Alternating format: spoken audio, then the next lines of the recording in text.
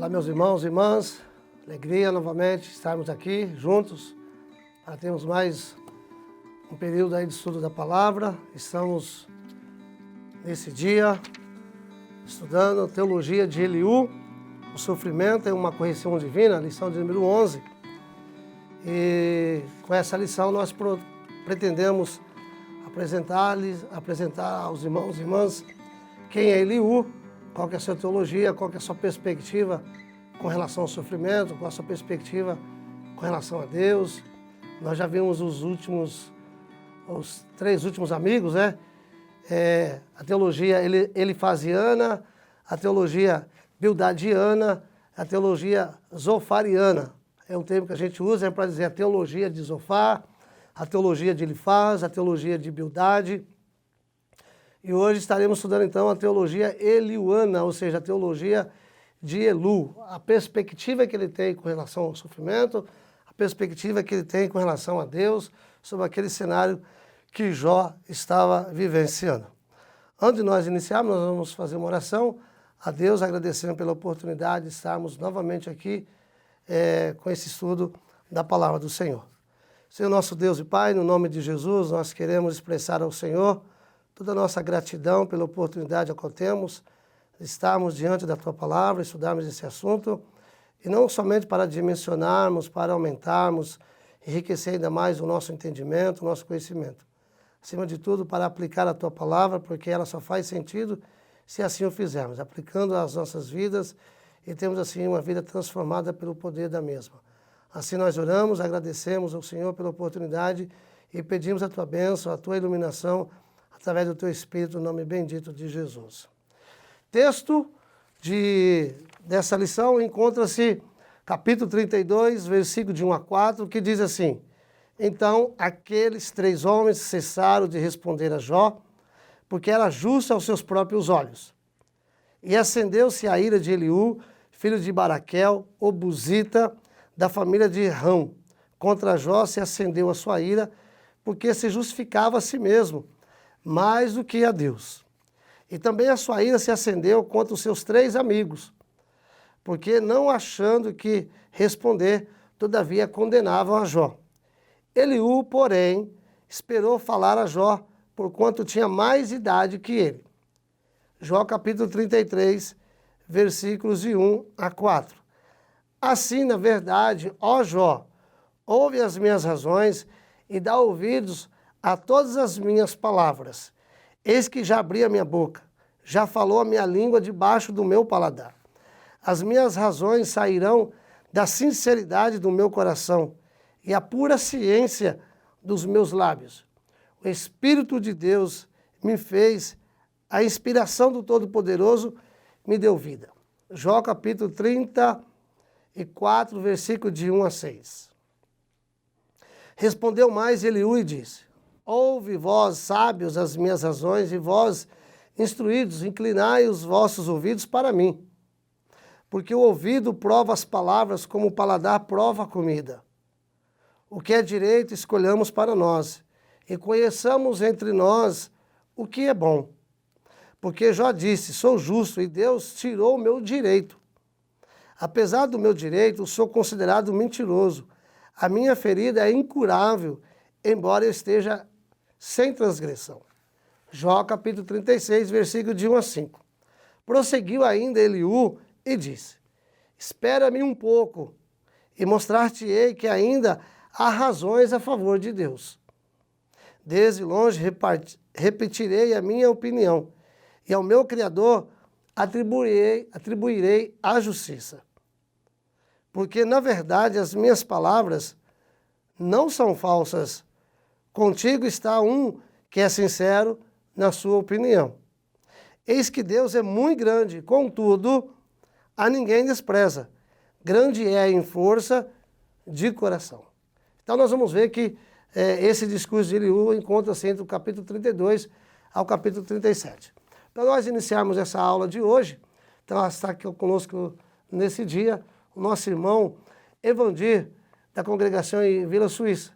Olá, eu também quero agradecer a Deus, agradecer à equipe do CAPED pela oportunidade, o privilégio que é poder estar aqui aprendendo juntamente com os irmãos e também compartilhando um pouco daquilo que temos aprendido. Esperamos poder ser uma bênção para a vida dos professores, que o nosso estudo, que o nosso comentário, que a nossa aula possa trazer edificação e também subsídio para que eles possam estar ministrando as suas aulas. Meus irmãos e irmãs, essa aula tem um objetivo geral que procura abordar todo o segmento da aula. E o objetivo hoje é mostrar que o sofrimento, de acordo com o comentarista, na perspectiva da teologia de Eliú, é mostrar que o sofrimento pode ser usado por Deus no aspecto pedagógico. Esse é o enredo da teologia de Eliú. Ele procura mostrar para Jó, dizendo assim, Jó, você está sofrendo porque Deus está tratando com você. Deus está trabalhando na sua vida, Deus está te purificando, Deus está te santificando.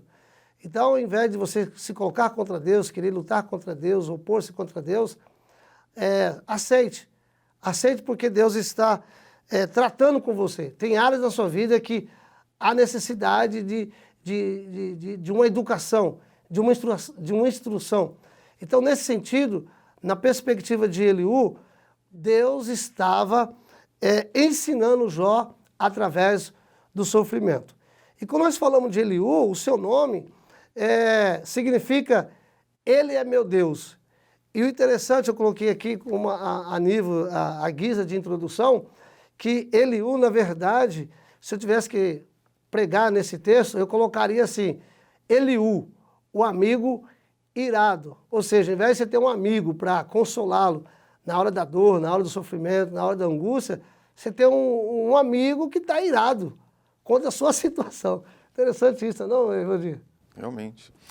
Inclusive, até eu estava analisando esse texto aqui, a nossa revista traz essa posição, né, de Eliú, um homem irado, né, e compartilhando aqui a NVI diz que ele estava indignado e a NTLH diz que ele estava zangado. De qualquer forma, a perspectiva que nós temos de Eliú é que ele não estava, assim, muito pacientemente para falar com Jó, né? Nós vamos ver que ele ficou triste, né, pelo desenvolvimento de tudo aquilo que ele estava ouvindo. Ficou irado, ficou triste, zangado, ficou indignado. Por quê? Ele via os amigos de Jó tentando fazer Jó entender o porquê do sofrimento e via Jó responder. E tudo aquilo não chegou a um consenso. Então nós vamos ler, por exemplo, em Jó 32 e versículo 5, mas quando viu que os três não tinham mais nada a dizer, então ele irou-se. Ele irou-se, porque ele viu que os amigos não tinham mais nada a dizer. Então aí é onde ele entra nesse capítulo de número 32 já, né? Nós vemos que o Eliú, ele tinha um ponto de vista muito belo em relação à aflição. Por exemplo, no texto áureo, ele diz ao aflito, livra da sua aflição. E na opressão revela aos seus ouvidos. Então ele está dizendo que Deus socorre os aflitos. Deus livra os aflitos no meio da aflição. E isto é um padrão ideal para Eliú. Mas nós vemos que na prática nem sempre todos os aflitos serão socorridos. Se lermos, a princípio, alguns textos da Bíblia, eu anotei aqui que me veio em mente, por exemplo, o livro de Hebreus, capítulo de número 11. Lendo esse texto, eu vou ver muitos aflitos, uns foram torturados, né, e recusaram ser libertos para poderem alcançar uma melhor ressurreição.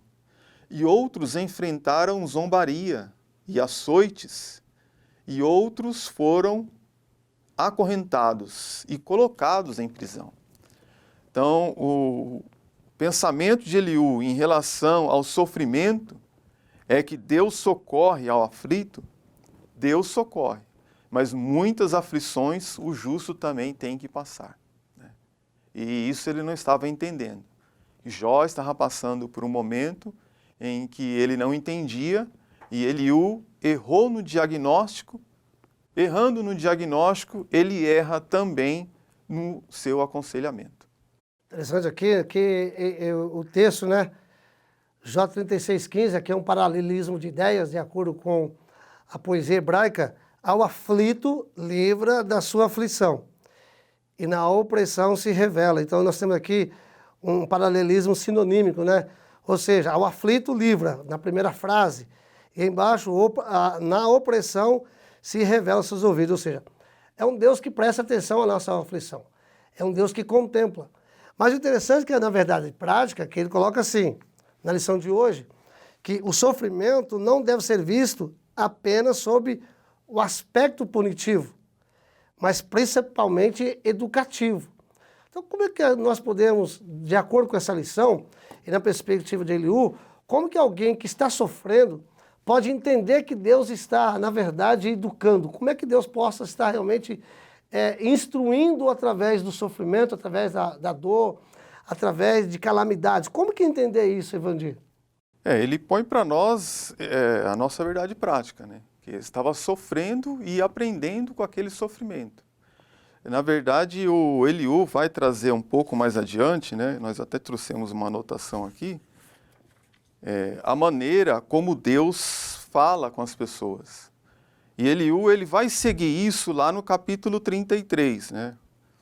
Lá no capítulo 33, o Eliú vai falar como que Deus começa a falar com as pessoas. Para ele, Deus estava falando com Jó já na forma do sofrimento. Mas ele vai falar no capítulo 33, no versículo 14, vai dizer assim, olha: Pois a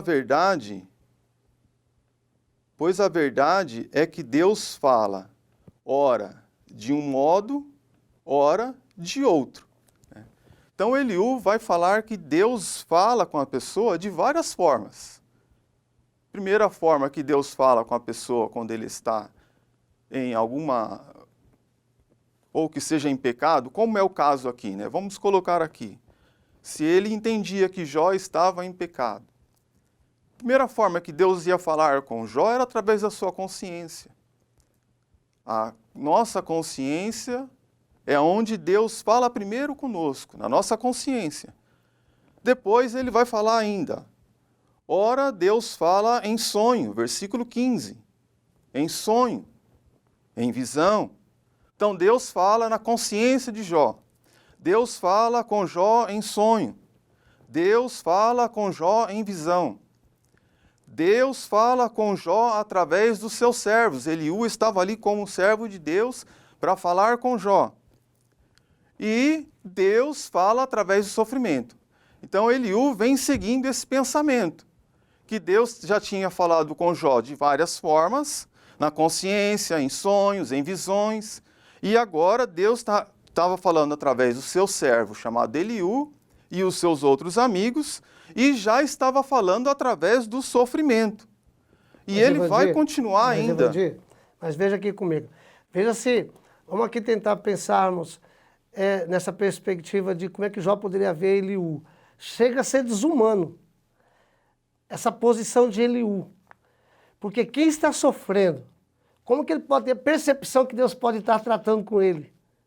Porque o sofrimento de Jó, Jó perdeu 10 filhos. Jó teve que sepultar 10 filhos. Jó foi à falência plena, absoluta. Jó estava enfrentando todo tipo de enfermidade na época. E certamente ele não tinha diagnóstico da época, porque não tinha médico assim. Então, assim, ouvir um discurso de Eliú nesse sentido, se nós analisarmos assim de uma forma bastante minuciosa, chega a ser desumano. Eu até acredito que por isso que o Jó vai aparecer lá no livro de Tiago, né? Ouviste qual foi a situação que Jó viveu, né? Viu tudo que Jó passou? Viu a paciência de Jó? E viu o fim que Deus lhe deu? Então Jó foi provado na paciência, na dor, no sofrimento, na presença de amigos, na ausência de amigos, na presença de pessoas, na ausência de pessoas que eram seus servos. Então Jó foi um exemplo muito grande de provação. Até porque o discurso de Eliú, que nós observamos, que o discurso dele começa justamente quando os amigos dele acabou de falar. Capítulo 32, né? Cessaram aqueles 3 homens de responder a Jó no tocante ao se ter ele por justo aos seus próprios olhos. Então, assim, o que nos faz entender que ele passou a falar? Porque os 3 amigos perderam argumento. Não tinha mais o que falar. Porque um dizia que Jó devia resolver o seu problema trabalhando a perspectiva com Deus da causa e efeito, né? Fazer alguma coisa para Deus abençoar. Que a teologia da prosperidade ensina isso, né? Você trabalha com Deus na perspectiva da causa e efeito. Faz um voto com Deus, dá uma oferta para Deus, oferece um sacrifício para Deus, e Deus, então, logo, Deus deve se comprometer a responder. Tem a questão da perspectiva também, teologia retributiva. Então, vem Eliú, e ele viu que esses amigos dele não tinham mais o que falar. Tanto é que nós observamos, falando aqui a respeito de Eliú, que ele foi o último amigo que falou com Jó, e ao que parece, ele aparece assim do nada, né? Ele aparece do nada. Até porque dentro da cultura da época, dentro do Oriente Médio, começava a se falar os mais velhos, não é isso? Primeiro Jó ficou em silêncio porque estava sofrendo, 7 dias. Depois vinham os amigos falando, né? Primeiro ele faz, depois Bildade, por último Zofar. E ele, como é o mais novo, ele teria que só ouvir. Então ele teve assim, vamos assim dizer, ele teve toda a possibilidade, a oportunidade de ser, no mínimo, mais sensível que os amigos dele. Porque ele ouviu os 3 discursos e ele, não é possível, como é que esses amigos são tão insensíveis com o Jó, tamanha dor dele, e ele mesmo assim, ele vem com a perspectiva, porque, Jó, você está sofrendo porque Deus está te punindo, ou seja, Deus está te corrigindo, Deus está tratando com você. O grande problema dos 4 amigos é porque dos 4 amigos, é que eles falam de Deus a partir da perspectiva deles, da perspectiva humana. E aqui cabe uma reflexão para nós hoje, que é o seguinte: nós falamos muito de Deus na nossa experiência, na nossa subjetividade, na nossa espiritualidade subjetiva. Nós falamos de Deus a partir da nossa perspectiva, de baixo para cima. Sem conhecer nada de Deus, sem conhecer o pensamento de Deus, sem conhecer a vontade de Deus. E Eliú estava cometendo o mesmo erro, falando de baixo para cima. Verdade? Sim. E aí, eu olhando a vida de Eliú, o discurso de Eliú, é bem verdade que Eliú ele tem um discurso, a teologia dele é baseada no quê? Na soberania de Deus, na justiça de Deus. Ou seja, a teologia de Eliú está correta, como assim colocar? Mas a praxe está equivocada. Não é assim? Não é assim? Sim, ele errou no diagnóstico. Ele diagnosticou Jó como um homem que estava em pecado e estava sofrendo por não dar ouvido à voz de Deus. E aí ele acaba cometendo erro nisso.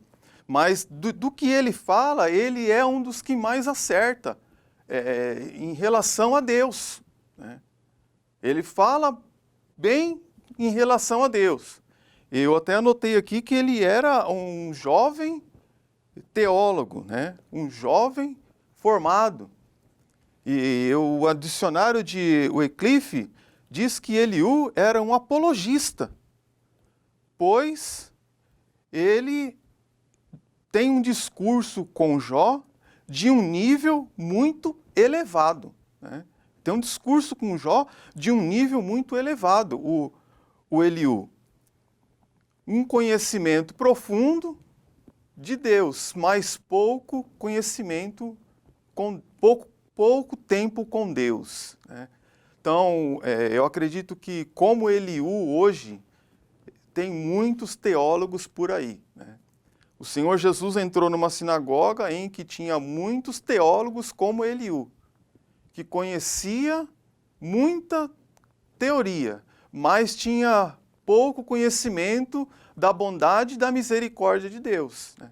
Então, o que se esperava de Eliú era um pouco mais de conhecimento de bondade e misericórdia, que eu vou até dizer não só do Eliú, né? Eu acredito que poderíamos esperar isso também um pouco do Zofar, um pouco do Elifaz, né? Um pouco do Bildade, e nenhum deles teve, digamos assim, nenhum deles aliviou, né, aos seus conselhos para com Jó, né? Talvez o termo que nós poderíamos usar melhor aí, ao invés de chamá-lo de teólogos, né? Porque todos os estudantes da Bíblia são teólogos. Provavelmente ele era apenas um teórico. Acompanhe comigo, por favor, capítulo 33, versículo 3. As minhas razões provam a sinceridade do meu coração e os meus lábios proferem o puro saber. Quem que é Eliú? Eliú se considerava superior aos seus amigos e ao próprio Jó. Então quem que é Eliú? Eliú é um arrogante. Eliú é um presunçoso, é um soberbo. Porque a expressão que ele usa, as minhas razões provam a sinceridade do meu coração e os meus lábios proferem o puro saber. Lógico, quando nós lemos esses textos, por ser uma leitura, uma poesia hebraica, né, temos que respeitar o paralelismo de pensamento aqui, né, o paralelismo de ideias. Ele está dizendo a mesma coisa. Então, quem que ele é? Ele se considerava alguém superior. Então, ele menosprezou o conhecimento, de certa forma, de Elifaz, de Bildade, de Zofar e do próprio Jó. Porque o grande problema de Jó naquele momento, que ele estava enfrentando, que ele se via, quando eu vejo o livro de Jó, estudo o livro de Jó, talvez o que mais doía para Jó não era o sofrimento em si. Era a ausência da voz de Deus. Como diz o reverendo Hernandes Dias Lopes, que ele diz o seguinte, que o silêncio de Deus dói mais do que o próprio sofrimento. Então, aí Eliú chega com essa teologia, e o interessante é que nós olhamos no capítulo 33, também no capítulo 32, nos 12 primeiros versos, nos 12 primeiros versículos, Eliú fala muito dele mesmo. Ele usa muita expressão, pronome, né? Eu, me, mim, ou seja, deixando transparecer a sua arrogância. Então ele era um amigo irado, porque ele é um amigo irado, os textos deixam isso claro, né?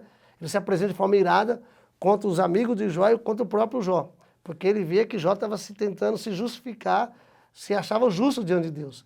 E aí ele vem então com a teologia dele, destacando então a soberania de Deus, né? O que é o primeiro tópico que vai abordar na lição, o sofrimento como uma forma de revelar Deus.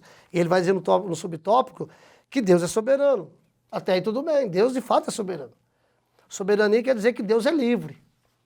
Essa liberdade de Deus, Deus é livre, Deus tem o direito de fazer o que quer, do jeito que quer e como quer. Então Deus é soberano. Então a teologia dele está correta.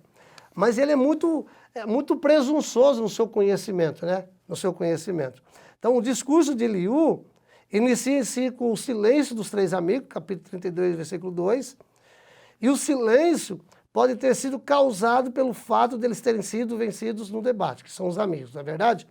Então, o silêncio dele sugere frustração pelo fato de Jó parecer justo aos seus próprios olhos. Então, Eliú somente se dispôs a falar quando entendeu que os três amigos de Jó não tinham mais argumentos para convencê-lo, o qual, segundo ele, considerava-se inocente, justo aos seus próprios olhos. E aí, então, veio um homem soberbo, veio um homem arrogante, né? Por um lado, está falando corretamente a respeito de Deus, Deus é soberano, ele é um teórico, mas fala de forma soberba, fala de forma arrogante, né? Dizendo que Deus está, de certa forma, tratando com Jó no sofrimento. Eu também vejo dessa forma, o Eliú um pouco ousado, um pouco arrogante, né? Ele se coloca como imparcial, ele vai dizer isso no capítulo 32, versículo 21, não serei parcial com ninguém, e a ninguém bajularei, porque não sou bom em bajular. Se fosse o meu Criador, em breve me levaria.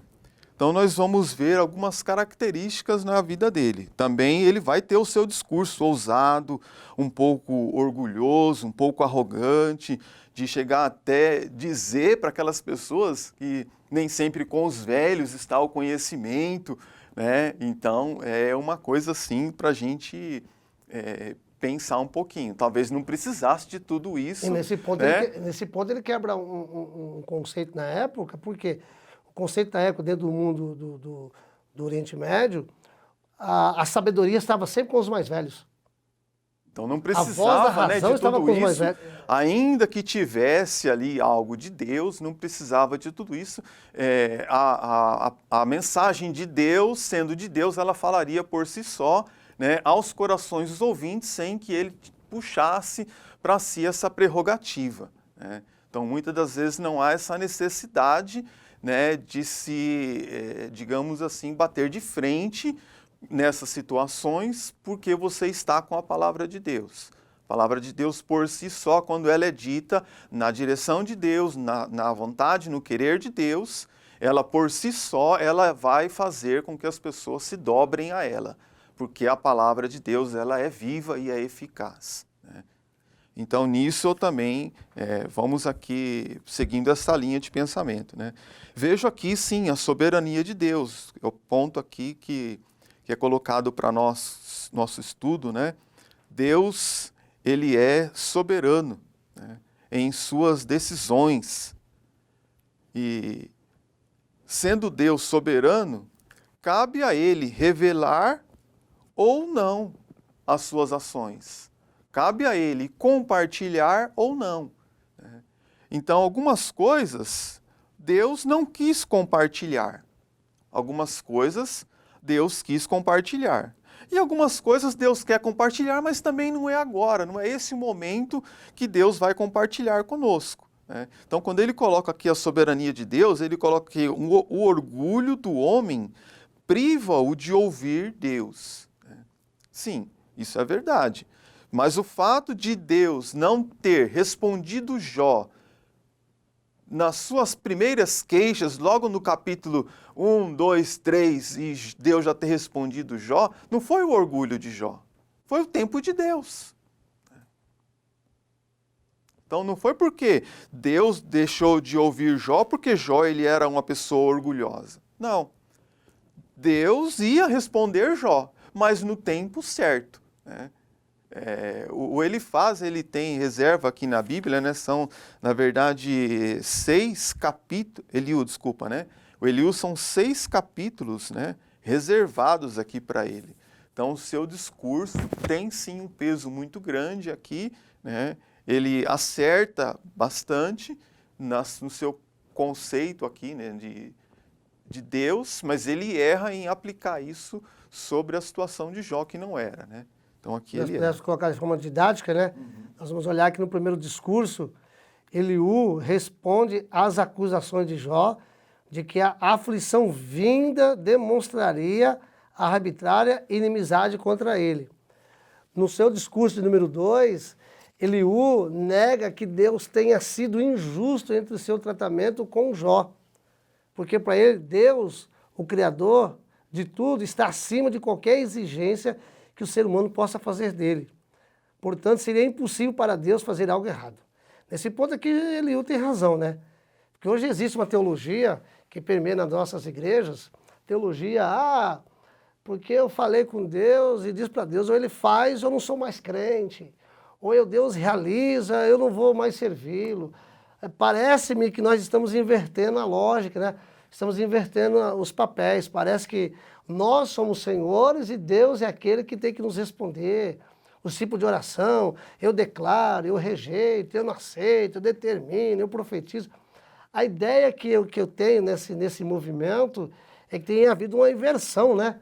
Parece que nós somos o soberano e Deus é o servo, Deus é o serviçal.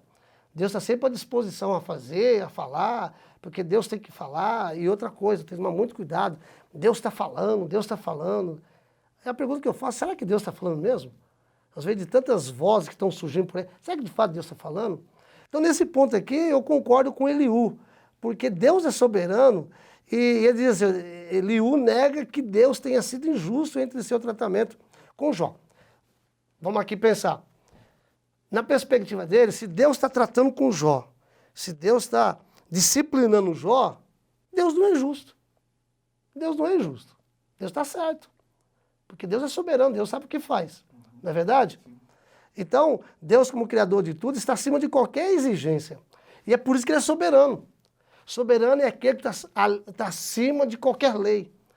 Pelo contrário, Ele cria as leis e exige-se o cumprimento delas. Então, Deus é soberano. Deus pode fazer o que quer, do jeito que quer, como quer, onde quiser, e usar quem ele quiser. Deus é soberano.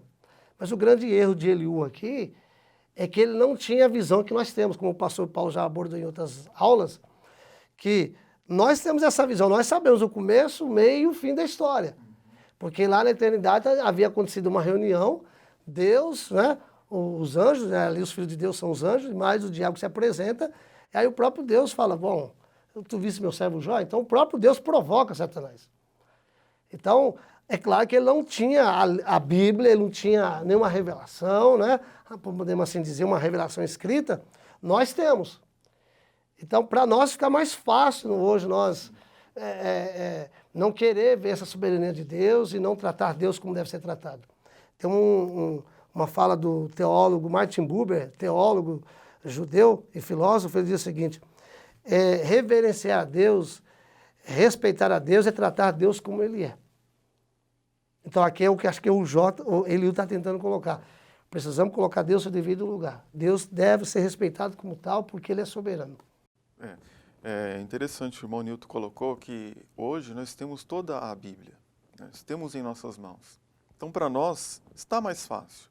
Mas mesmo assim, Nilton, muitas das vezes nós erramos ainda. Ainda assim nós erramos. Né? Então, talvez se colocasse na posição de Eliú, às vezes nós daríamos um pouco mais de entendimento para a sua fala. Por exemplo, Eliú nada sabia do capítulo 1 e 2 de Jó. Ele nada sabia do capítulo 1 e 2 de Jó. Então, para que ele tivesse uma resposta melhor na sua fala, ele teria que falar mais com Deus para aconselhar Jó. Porque ele nada sabia do que estava acontecendo com Jó. Ele achou que era uma coisa e ele ministrou o seu ensinamento. Né? Então, Eliú tinha que ter mais fala com Deus. Né? Então, hoje nós temos, irmãos, a Bíblia. Né? Se nós nos depararmos em situações que nós precisamos aconselhar, que nós vemos pessoas em sofrimento, né? Como muito acontece nos dias de hoje, né? A gente vê aí pessoas, hoje estamos passando um momento de sofrimento, né? Momento de calamidade, muita gente aí, até servos de Deus, sendo acometido por essa doença. E tem muita gente achando que é Deus punindo. É Deus punindo o irmão, é Deus punindo outro irmão. Né? Como Eliú aqui, é Deus falando, é Deus falando. E muitas das vezes não é nada disso. Né? Então, falar mais com Deus para poder tomar decisões. Jesus encontrou muitas pessoas que sabiam muito, mas que tinham pouco poder e unção nas suas palavras. Por isso as sinagogas ficavam vazias. O apóstolo Paulo encontrou muitas pessoas com a mesma linha de pensamento. Tinha muita sabedoria, conhecimento em suas palavras, mas pouco poder de Deus. E ele vai falar então na carta aos Coríntios. Eu, quando fui ter convosco, não foi com sublimidades de palavras de sabedoria humana, mas com a demonstração do poder de Deus. Quem sabe esse texto, aplicado na vida de Eliú, de Bildade, de Zofar, de Elifaz, ir a Jó, não com demonstração de palavras persuasivas de sabedoria humana, mas com a demonstração da unção e do poder de Deus, certamente o conselho teria sido bem mais produtivo na vida de Jó. Eu tenho por hábito dizer o seguinte, que no momento de sofrimento, teoria para quem sofre não resolve. Argumento sobre quem é Deus no meio de sofrimento não resolve. Você quer que Deus o use alguém que está em sofrimento? Simplesmente seja ao lado dele. Chore com ele. Abrace-o, console. Não queira trazer teoria, não queira trazer argumento, não queira trazer teologia para quem sofre, porque naquele momento o que Jó menos precisava é teoria a respeito de quem era Deus. Jó não precisava saber a respeito dos atributos de Deus, porque Jó tinha uma vida com Deus. Porque o próprio Deus diz que Jó era um homem íntegro, reto, temente e desviava-se do mal. Então, na questão de relacionamento, Deus sabia, Jó sabia quem era Deus. Jó não estava precisando de teoria. Jó não estava precisando saber a respeito da teoria sistemática dos atributos de Deus. Não. Deus é onipresente, Deus é onisciente, Deus é onipotente, Deus é eterno. Não, Jó não estava precisando disso. Jó só estava precisando de alguém que o consolasse naquele momento. Na hora da dor, nós não precisamos de teoria de quem é Deus, de teologia sistemática sobre quem é Deus. Não. Por isso que eu gosto muito do Salmo 23, ainda que eu ande pelo vale da sombra da morte, não temerei mal algum, porque tu estás comigo, a tua vara e teu cajado me consolam. Ou seja, no momento de sofrimento, a única coisa que a pessoa precisa é da presença de Deus e da presença de alguém que se solidariza com sua dor. Como ele diz, chorar com os que choram, alegrar com os que se alegram. Mas Eliú, ele não teve essa sensibilidade.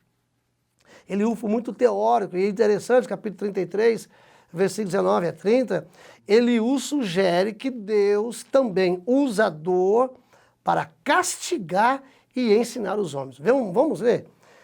Jó capítulo 33, versículo 19 a 30. Olha só o que diz o texto. Também no seu leito é castigado com dores, com incessante contenda nos seus ossos, de modo que a sua vida abomina o pão e a sua alma a comida apcetível. A sua carne, que se via, agora desaparece, seus ossos, que não se viam, agora se descobrem. A sua alma se vai chegando à cova e a sua vida aos portadores da morte. Se com ele houver um anjo intercessor, um dos milhares para celebrar ao homem o que lhe convém, declarar ao homem o que lhe convém. Versículo 24. Então Deus terá misericórdia dele e dirá ao anjo, redime-o para que não desça a cova, achei resgate. Sua carne se robustecerá com o vigor da sua infância e ele tornará aos dias da sua juventude. Deveras orará a Deus, que lhe será propício, ele com júbilo verá a face de Deus e esse lhe restituirá a sua justiça. Aqui a lei da retribuição aqui, não é? Sim. Teoria da retribuição. Contará diante dos homens e dirá, pequei, perverti o direito e não fui punido segundo merecia. Deus redimiu a minha alma de ir para a cova e a minha vida verá a luz. Eis que tudo isso é obra de Deus, 2 e 3 vezes para o homem, para com o homem, para reconduzir da cova a sua alma e o alumiar com a luz dos viventes. É muita insensibilidade, é muita teologia para alguém que está sofrendo. Porque se o silêncio para Jó já o atormentava a sua alma, ainda mais ouvindo a respeito de quem era Deus. Ou seja, Deus estava, de certa forma, corrigindo. Estava usando o sofrimento para corrigir. Aí Jó certamente havia perguntado antes, né? Mas o que foi que eu fiz? Que mal que eu causei contra Deus para Deus me tratar dessa maneira? Que por vezes são perguntas de pessoas. Por vezes nós encontramos pessoas e elas perguntam, o que eu fiz para Deus fazer isso comigo? Por vezes não é Deus que está fazendo. Porque a vida é marcada por erros, acertos, por realizações, por perdas, por frustrações, por sonhos realizados e sonhos não realizados. Quantas pessoas que sofrem aí por não ter um sonho realizado? É Deus que está fazendo isso? Certamente não. Porque Deus é bom. Uma das características principais de Deus é que Ele é bom e a sua misericórdia dura para sempre.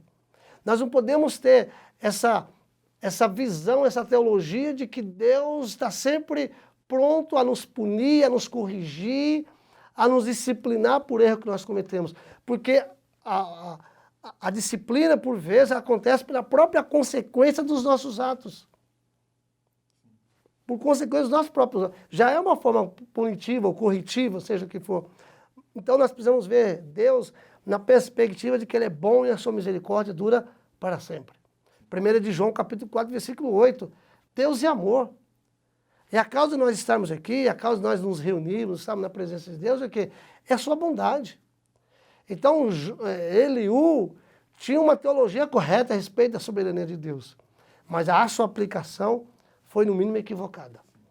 Também eu acredito que, entendo assim como o irmão Nilton também, né?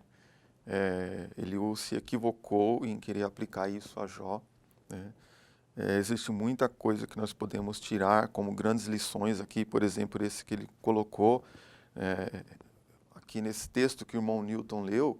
Para Eliú, Jó estava à beira da morte. Estava à beira da morte. O versículo 19 diz assim, ó, o homem pode ser castigado no seu leito de dor, com os seus ossos em constante agonia, sendo levado a achar a comida repulsiva e detestar a sua alma a refeição preferida, né? Então, o versículo 21, já não se vê sua carne, e os seus ossos, que se não viam, agora aparecem. Então, Jó estava nessa situação, né? Já na beira da morte. E então, Deus, ele vai falar aqui que Deus enviar um anjo para falar com essa pessoa.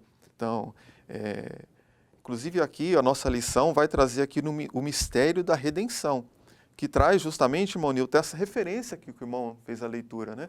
Então, aqui por professor, talvez, quando ele chegar nesse ponto aqui do mistério da redenção, é justamente isso que a gente está abordando aqui, né? Talvez não estamos seguindo aqui passo a passo, mas é interessante porque isso que estamos debatendo está nesse ponto aqui do mistério da redenção, né? E eu achei uma palavra interessante aqui no livro de Champlin, no comentário de Champlin, que ele fala aqui sobre esse mistério da redenção. Ora, eu vou ler aqui. Champlin ensina que ver a salvação aqui seria um anacronismo. O que seria isso? Uma atitude que não está de acordo com a sua época, né? Então, ler esse texto aqui e falar que está falando da salvação seria um anacronismo. Uma atitude que não está de acordo com a sua época. Continua ainda o comentário de Champlin. De fato, seria um exagero do texto, uma exegese. Exegese seria uma interpretação de um texto atribuindo-lhe ideia do próprio leitor, né? Então, ver aqui a salvação seria uma exegese, segundo Champlin, seria atribuir ao texto uma ideia do próprio leitor, no nosso caso, nós que estamos lendo isso. Porque nesse sentido, a ideia, a palavra exegese, a palavra grega exegese, é um pensamento colocado dentro. Sim. É colocar uma ideia no texto, fazer Exatamente. O texto dizer, que por vezes acontece muito hoje no nosso meio chamado cristão evangélico, né? Põe um pensamento no texto, aí faz o texto dizer aquilo que a pessoa pensa, aquilo que ela crê, e naquilo que... Eu tenho por costume dizer o seguinte, eu creio porque está escrito. Não está escrito porque eu creio, porque aí no que o comentarista coloca, de acordo com o Champlin, que alguns pensam que, no caso seria uma referência à salvação, é colocar algo, tipo assim, aquilo que eu quero que seja, aquilo que realmente que eu gostaria que fosse. Então nós precisamos tomar cuidado com esse subjetivismo. Nós temos que viver a nossa vida, tomarmos decisão, falar de acordo com aquilo que está escrito. Não aquilo que eu penso, aquilo que eu acho, aquilo que eu gostaria. Eu penso assim, eu acho assim. Que é essa questão da exegese. Então, a palavra correta aí, no caso, teria que ser o quê? Uma exegese. Ou seja, é de dentro para fora. É o texto que fala para nós, é o texto que nos revela o que está escrito. Ok? Sim. Só concluindo aqui, então o Champlin vai dizer que na exegese seria atribuir ao texto algo que o leitor está colocando. E na exegese, interpretar minuciosamente o texto palavra por palavra. Não está em pauta a salvação da alma. Antes está em vista a salvação da morte física, né? Então, por quê? Porque Jó, ele já clamava a Deus. Jó já dizia para Deus assim, olha, a minha testemunha está nos céus, né? Nas alturas há quem advogue a minha causa. Então Jó já clamava a Deus por uma intervenção de um ser divino, de um anjo, de um mediador, né? Que ele não tinha ainda todo esse entendimento que nós temos. Então Jó já clamava a Deus. E Eliú vem então dizer que existe sim alguém que estava advogando a causa de Jó, né? E ele vai colocar aqui, então, que no capítulo 33 e o versículo 23, havendo, porém, um anjo ao seu lado como mediador. Então, existe, sim, aqui um contexto de um ser espiritual como mediador, né? Esse seria a exegese do texto, né? Sem querer colocar aqui o nosso pensamento aqui de ver a salvação. Mas nós vemos, assim, realmente uma função de um ser como mediador, em que Jó cria e que Eliú vai concordar com ele. De fato, Eliú e Jó concordam sobre a esperança de um mediador. O Jó vai dizer lá no capítulo 16 que a sua testemunha estava nos céus e que ele esperava alguém que advogasse a sua causa.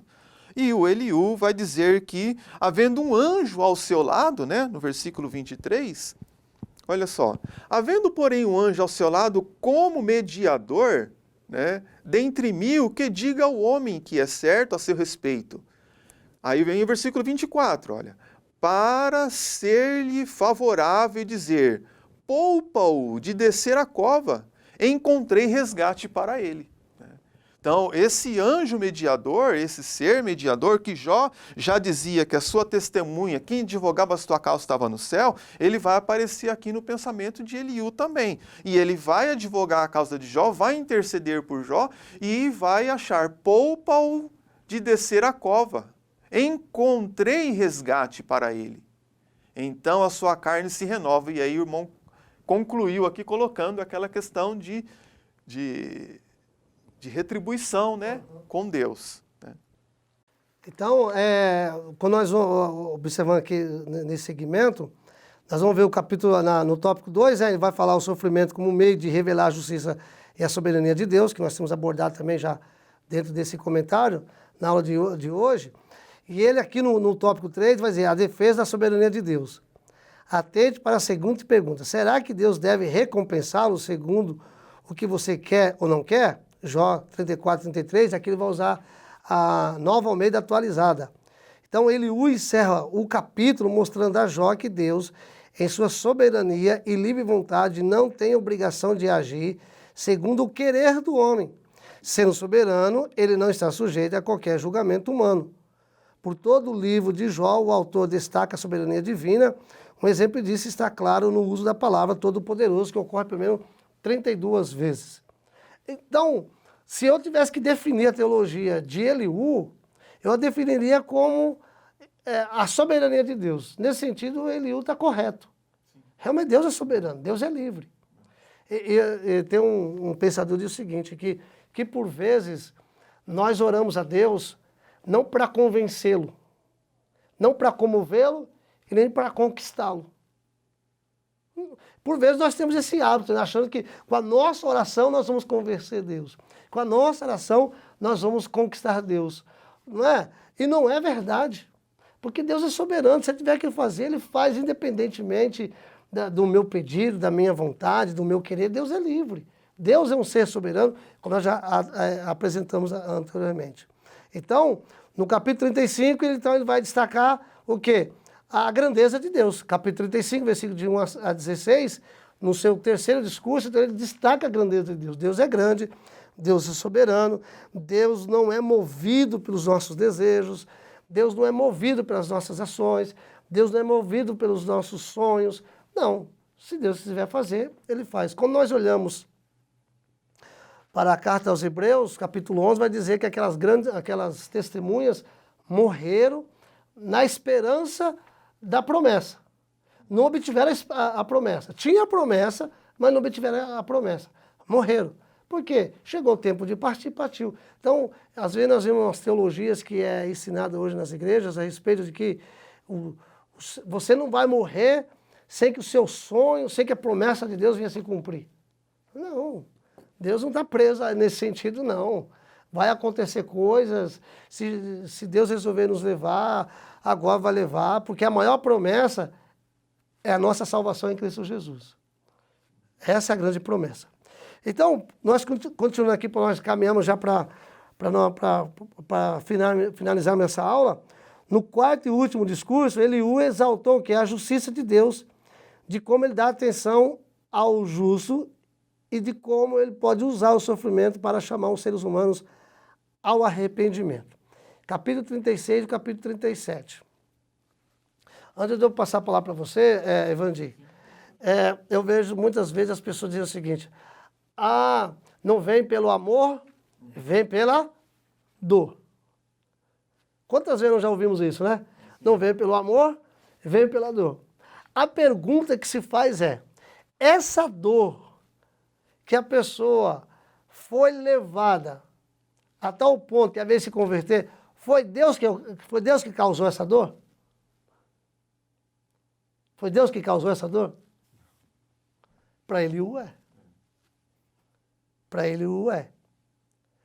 Então, nós precisamos entender que sofrimento ele pode ter diversos desdobramentos. Diversos desdobramentos. O que nós não podemos é fazermos afirmações de que Deus está fazendo isso. Deus está fazendo isso aí porque Ele quer que você se salva. Não, o Senhor já providenciou a salvação em Cristo Jesus. Porque a questão é o seguinte, se Deus fizer isso para um, Ele tem que fazer para todos. Porque Deus não faz acepção de pessoas. Deus não faz acepção de pessoas. Então aqui nessa teologia de Eliú, que é o seu último discurso, tudo bem que ele exalta a justiça de Deus, tá? E de como Deus dá atenção ao justo, né? Aqueles que realmente o servem, e como ele pode usar o sofrimento para chamar. Essa é uma questão, assim, na minha leitura, é perigosa. Que Deus vai usar o sofrimento para levar as pessoas ao arrependimento. Será que não é a própria pessoa que, mediante o sofrimento, ela reconhece que existe um Deus amoroso e bom? Eu até li um versículo aqui, irmão Nilton, me permita... Salmo 119, versículo 71. Foi bom que eu tivesse sido castigado, pois assim aprendi os teus mandamentos. Então existe sim, em algumas situações, em que Deus leva a pessoa a um sofrimento para ensinar alguma coisa. Existe, biblicamente. Por exemplo, Deus levou Israel para um sofrimento de cativeiro para ensinar uma coisa que Deus vinha falando com ele através dos seus servos, os profetas, ditas e ditas vezes, mas eles não aprendiam. Então Deus levou eles para um caminho de sofrimento para que eles aprendessem a não adorar outros deuses. Então foi um caminho, sim, de mostrar para eles, né? Mas não era o que estava acontecendo com Jó, né? Então o Eliú, ele enaltece, sim, a justiça de Deus.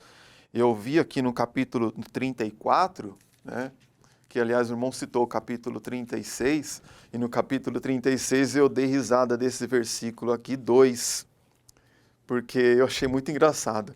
No capítulo 36 o Eliú fala assim, peço-lhe que seja um pouco mais paciente comigo, né? O Jó vinha sofrendo já tanto, e eu li esse versículo e eu falei, mas Jesus, é isso mesmo, né? O Jó, seja um pouco mais paciente comigo, né? Porque ainda tem argumentos de Deus aí, a favor de Deus. Então, digamos assim, né? Eu já estou passando por tudo isso que passei, perdi esposa, filhos, né? E você está me pedindo um pouco mais de paciência, né? Mas tudo bem.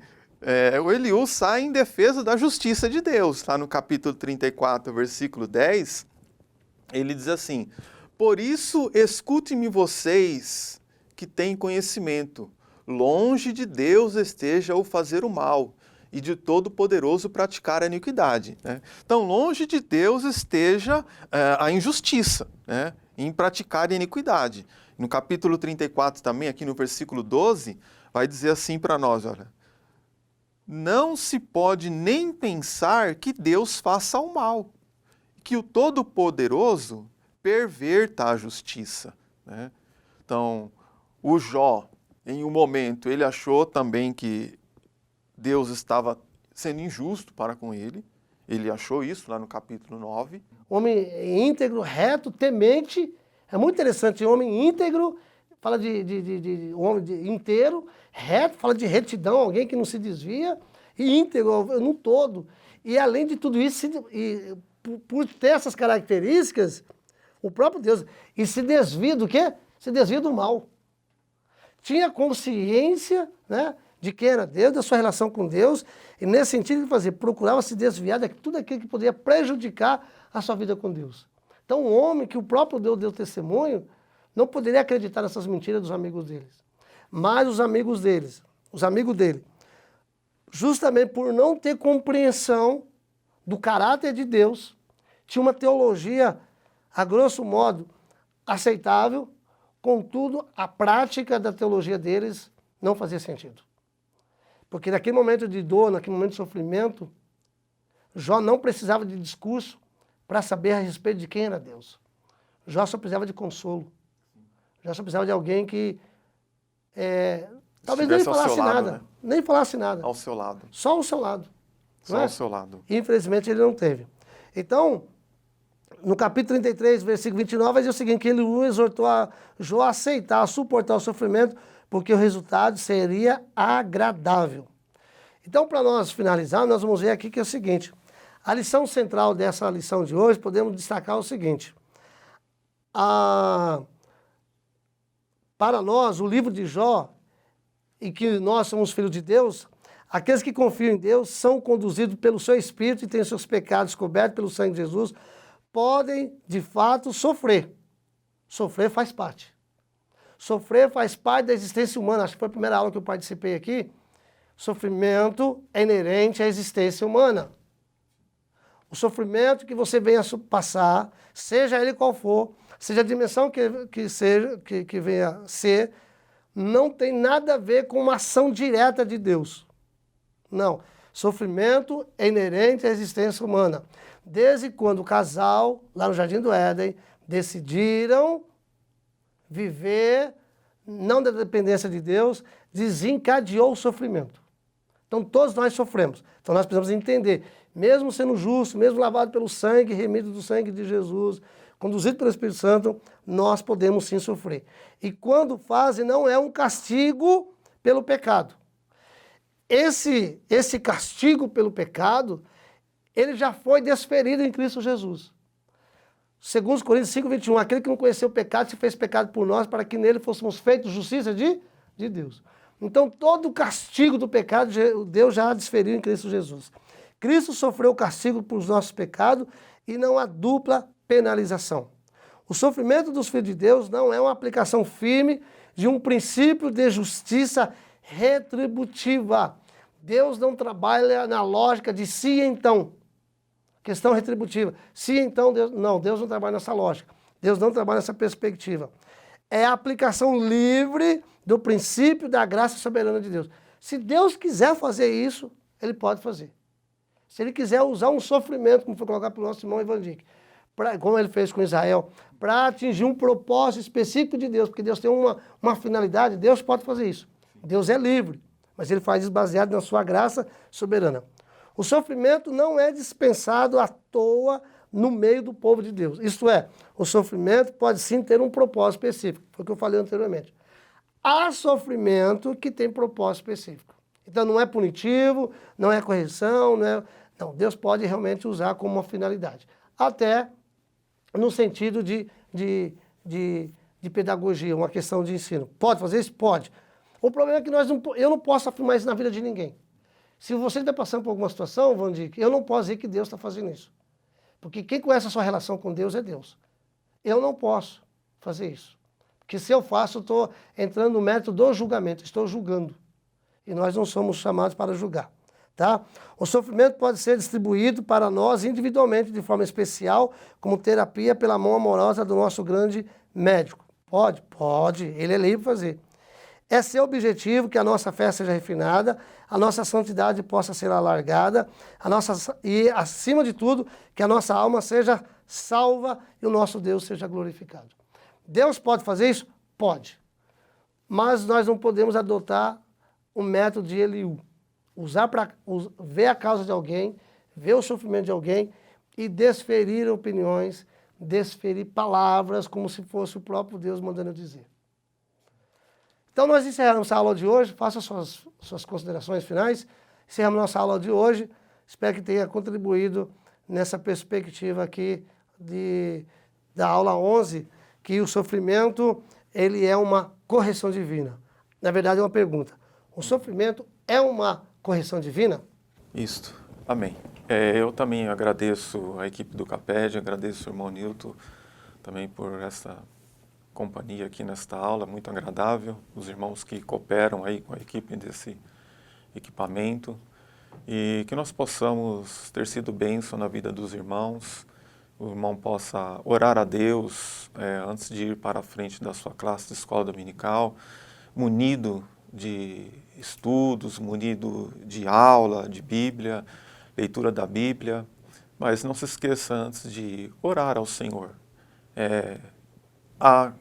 Como nós mesmos não conseguimos chegar a um denominador comum acerca do sofrimento. Não vamos chegar. Davi chegou a dizer, estou cansado de clamar, a minha boca já se secou. Então, existem várias causas de sofrimento. Então, nós podemos ir, se estamos aconselhando alguém, orar para que o Senhor nos dê palavras certas, palavras ditas, certas ao seu tempo. São como maçãs de ouro em salvas de pratas, né? Então, que nós possamos buscar a Deus para aconselhar as pessoas. Mas se nós estamos passando pelo sofrimento, tenha bom ânimo. Tenha bom ânimo. O Deus que foi lá ao socorro de Jó é o Deus que vem também ao nosso socorro. No mundo passamos sim por aflições, mas eu também tenho por certo que as aflições desse tempo presente, elas não são para se comparar com a glória que em nós há de ser revelada. Sendo assim, eu agradeço por essa oportunidade, que Deus em Cristo continue abençoando a cada um dos irmãos. Meus irmãos e minhas irmãs, se eu tivesse que deixar uma palavra para essa aula de hoje, para a nossa reflexão seria o seguinte: não tomemos atitude de nenhum dos amigos de Jó. Ele faz, Bildad, Zofar e de Eliú. Ambos teceram comentários a respeito de Deus, mas não compartilharam Deus com quem sofria. Nós não precisamos ser teóricos, não precisamos falar a respeito de quem é Deus. Nós precisamos compartilhar Deus com quem sofre. Precisamos chorar com quem chora. Se é momento de chorar, vamos chorar. Se é momento de estar juntos, ficar em silêncio, vamos ficar em silêncio. Ao invés de compartilharmos teorias, teologia a respeito do caráter de Deus para quem sofre, vamos compartilhar Deus com quem sofre. Essa seria a minha palavra, se tivesse deixar para os irmãos a nível de reflexão. Terminamos aqui, então, os discursos dos 4 amigos de Jó. Espero que todos tenham compreendido ao longo desses dias de ensino, de aprendizado a respeito desse discurso e, acima de tudo, aprender aquilo que nós devemos e aquilo que nós não devemos fazer a partir da perspectiva da teologia dos amigos de Jó. Deus os abençoe. Tenha uma boa semana em Cristo Jesus. Se Ele nos permitir, sairemos semana que vem aqui para mais um momento de aprendizado da palavra do Senhor. Que Deus abençoe. Amém.